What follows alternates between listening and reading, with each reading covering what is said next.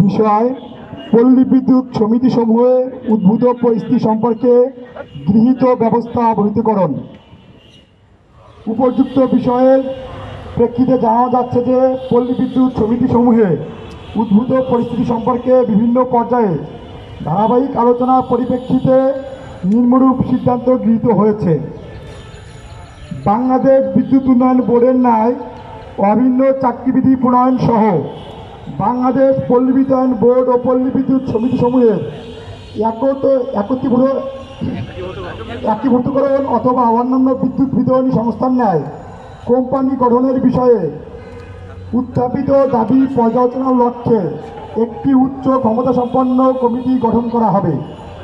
এই কমিটি বিশেষজ্ঞ কমিটির সুপারিশ বিবেচনা সহ অংশীদারদের সাথে আলোচনাক্রমে প্রতিবেদন দাখিল করবে এবং এর প্রতিবেদনের ভিত্তিতে সরকার সম্ভাব্য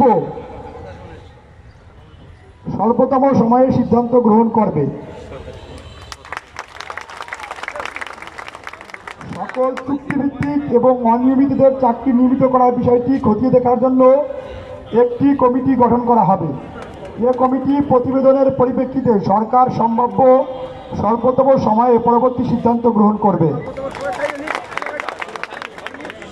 সকল মামলা প্রত্যাহারপূর্বক চাকরিচ্যুতদের স্বপদে পুনর্বহাল এবং সংযুক্তি এবং সামরিক বরখাস্তকৃত এবং অন্যায়ভাবে বদলিকৃত কর্মীদের স্বপদে প্রদানের বিষয়টি সংবেদনশীলতা ও সহানুভূতির সাথে বিবেচনা করা হবে।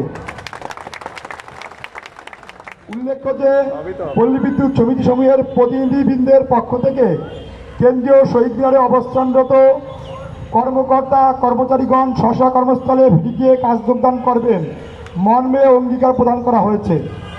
এমত অবস্থায় উপযুক্ত বিষয়সমূহ সংশ্লিষ্ট সকলকে অবহিতকরণ সহ প্রয়োজনীয় ব্যবস্থা গ্রহণের জন্য নির্দেশক্রমে অনুরোধ করা হলো।